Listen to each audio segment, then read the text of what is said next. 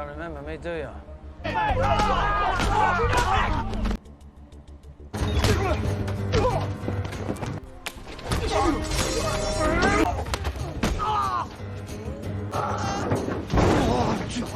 Two thugs enter an alley to rob the homeless folks living there. They soon turn their attention on two people, Joey and Isabel.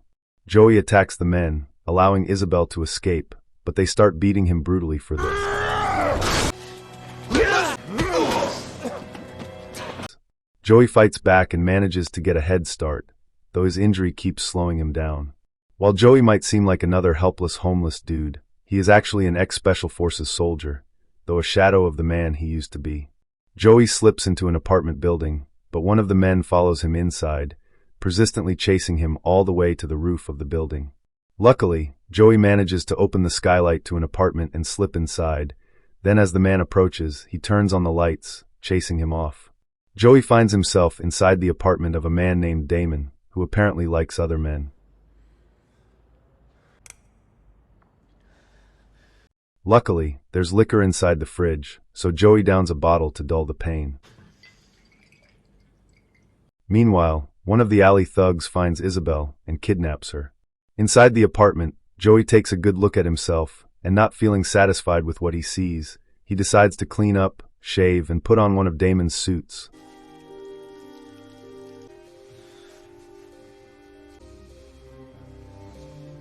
A small step towards his road to recovery.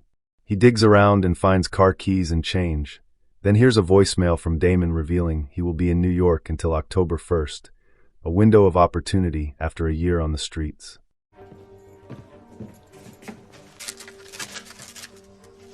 He also finds a credit card and goes to check the balance, only to see a large balance. Despite the chance to better himself, Joey slips back into old habits, getting drunk on the street and having flashbacks to his tour in Afghanistan, a particularly haunting memory of him eliminating a young man. He then goes to see Cristina, a devout nun who volunteers at the local shelter Joey used to spend time at. Joseph? Searching for any sign of Isabel, but Cristina is more focused on where he got the clothes. Joseph, did you rob someone? Worried that he may have robbed someone.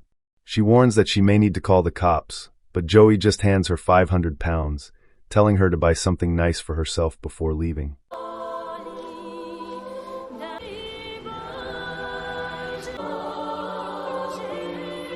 She returns to the convent, but taking the cash starts bothering her, so she hands it over to the Mother Superior. The mother, however, doesn't see an issue with taking a donation and thinks they could spend it on the homeless for Christmas. So Cristina reveals she actually wanted to get something for herself that she has been praying for a while. You see, there is something I have been praying for. If money is the answer to a prayer, then how could it be wrong? So the mother allows her to have all £500. Cristina's dream is seeing a ballet recital taking place in October, but learns it is already sold out. Performance. I'm afraid it's all sold out. They happen to have just one box available for the 1st of October, and the cost is exactly £500.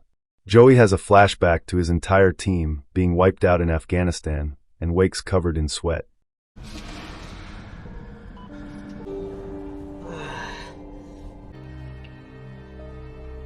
He then has a PTSD episode, seeing hummingbirds buzzing about his room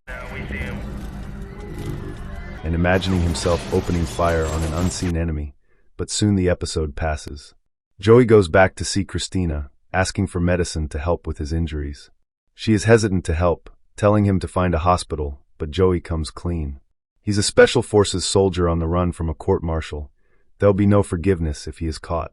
Cristina decides to help. She has also been asking around town for Isabel. She doesn't come for food anymore, so Joey gives Cristina Damon's address just in case she finds Isabel. You know the boys say you're an angel. Joey returns home. Here he decides to finally make a change, dumping a bottle of alcohol he had planned to drink.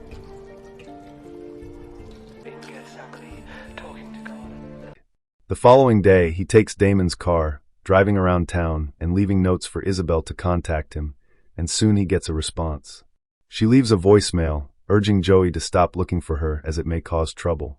She is working for some men and plans to save enough money to leave the city. By working, Isabel finds herself inside an underground brothel. A few days later, Joey is looking much better. There's a knock at the door, and it's Damon's concerned neighbors wanting to know who he is since they know Damon is supposed to be out of town. Are you a model?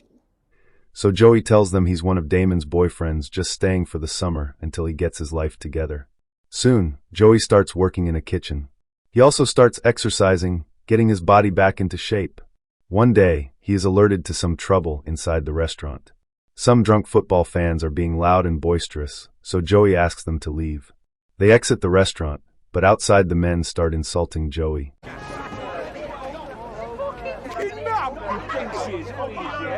They make the mistake of touching Joey, so he proceeds to give them a proper beatdown.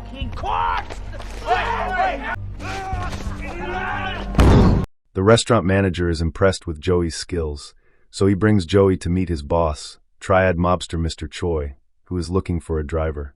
Just looking at Joey, Choi can tell he is a hard man. His business is a tough one, but Joey is neither fazed nor flattered. He just wants the work. One day, he observes a mother and daughter, who turn out to be his ex-lover and their child, but he cannot bring himself to face them. He starts driving for Choi and taking care of his competition and clients.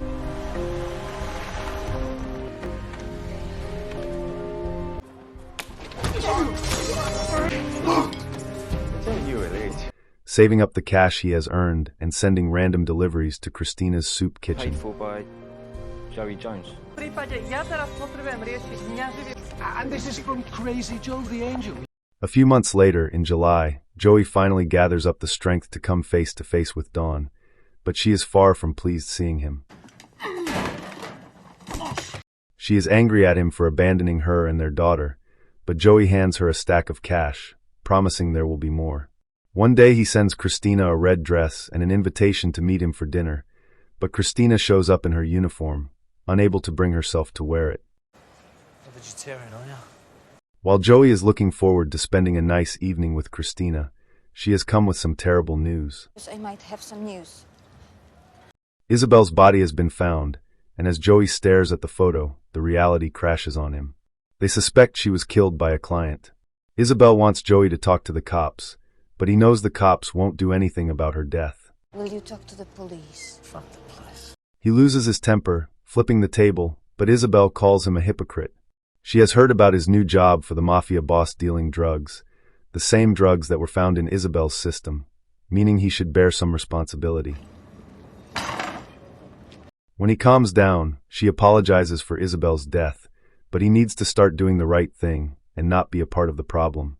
She returns the 500 pounds he first gave to her, telling him it's now honest money, and he should use it to start an honest life. She leaves, but Joey catches up with her. He wants her to have the red dress, begging her to keep it and consider wearing it. Joey just can't get Isabel off his mind and wants answers, so he goes back to the alley and confronts the two thugs there. One man pulls a knife, but Joey pulls out a spoon, then proceeds to kick their asses.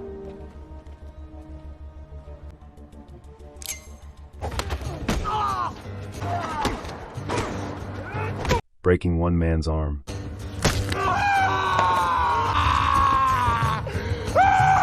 Who killed Isabel?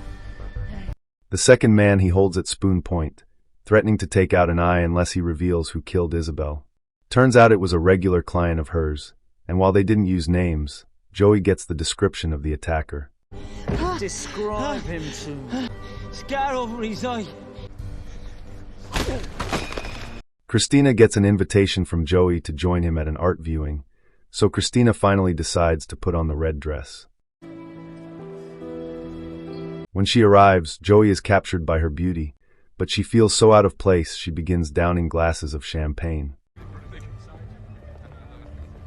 Cristina has a contact in the police force, so Joey gives her the description of Isabel's killer, following her advice, trying to do the right thing.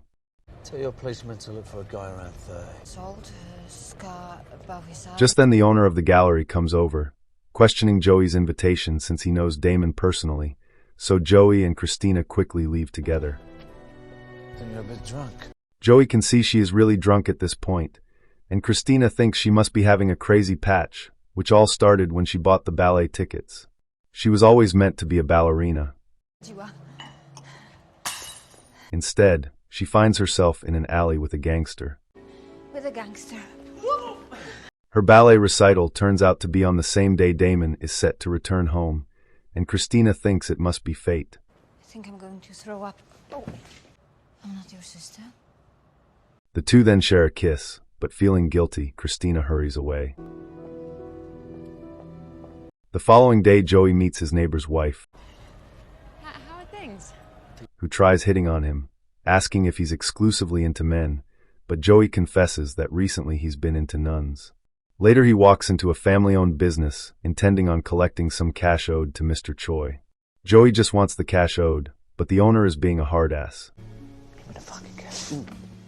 When he tries grabbing Joey is when Joey beats him and his boys down, but decides not to kill him. The last son holds a gun to Joey, so Joey shoots him in the arm, clearly not wanting to kill. This incident, however, puts Joey in the crosshairs of the police, who begin hunting him, even showing up at the soup kitchen to talk with Cristina. The following day, when Joey shows up, she is angry at him for causing her to lie to the police. He wants to know what her police contact found out, but they have no intention of following that lead, calling the description too vague, and are more interested in talking to Joey instead. He is angry, and Cristina again calls him a hypocrite for his selective rage, but he reminds her he's not the only hypocrite. Cristina closes up to head back to the convent, so Joey decides to join her for the drive. Cristina brings up the art gallery, claiming to not remember what happened, but Joey reminds her they kissed. He didn't have to, but he wanted to as he thinks Cristina is beautiful. She, however, thinks she is messed up.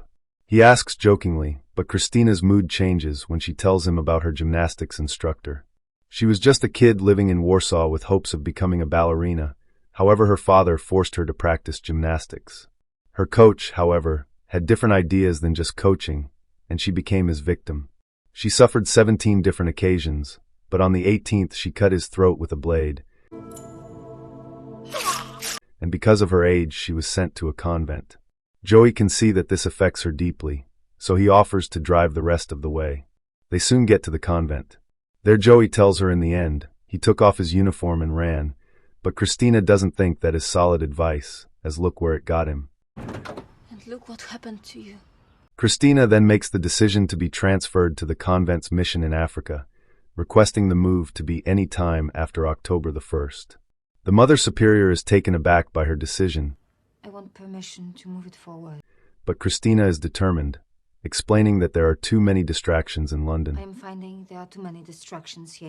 Joey goes to meet with Mr. Choi's boss, Come with me. his wife, Madame Choi.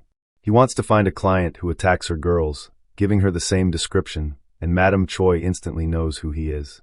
Joey just wants a name, He wears very expensive suits. but Madame Choi places a car key in front of him, telling him a favor for a favor. Favor for a favor. Joey is tasked with transporting a shipping container, which turns out to be filled with people.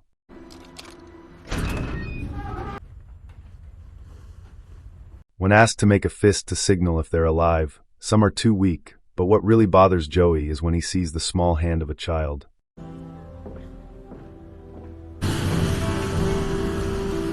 Meanwhile, the rich man that killed Isabel is beating on another victim inside a motel.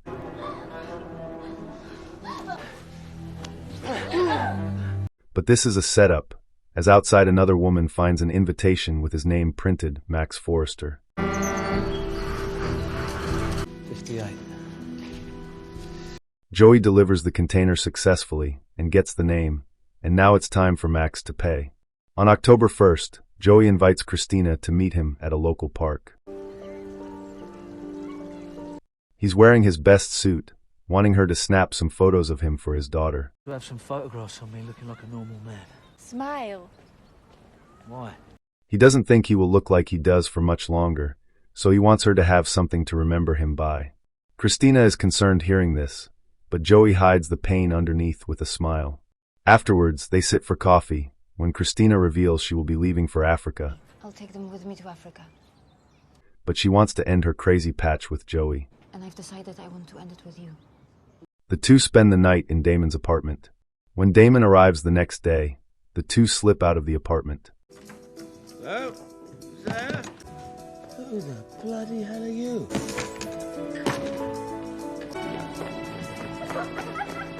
Joey has enough money they could run away together, but it's too late for her. She, however, invites him to join her at the ballet at 7, giving Joey a kiss before leaving. Joey shows up to Dawn's home, Something for you. handing his unsuspecting daughter the envelope of his photos and leaving the large bag behind filled with cash. While Cristina waits for Joey at the performance, Joey is dressed in a suit, but he isn't heading to join her. Instead, he plans to get justice for Isabel. He arrives at a rooftop function where Max is supposed to be, and soon identifies him. Joey approaches him. Yes. Who are you? Listen, can I talk to you for a minute? And, without any warning, drags the man to the edge and throws him over to his death. With this, Joey is back on the run. When Cristina leaves the performance, she sees Joey laying in the street, drunk and passed out, and sits with him. When he wakes, he can feel the disappointment radiating from her. He, however, can't help but drink, as when he is sober he is too lethal. Now that he's completed his mission, he wants to dull his senses once more. He then has another vision of the Hummingbirds, which represent surveillance drones that captured a brutal act he carried out after his team was wiped out.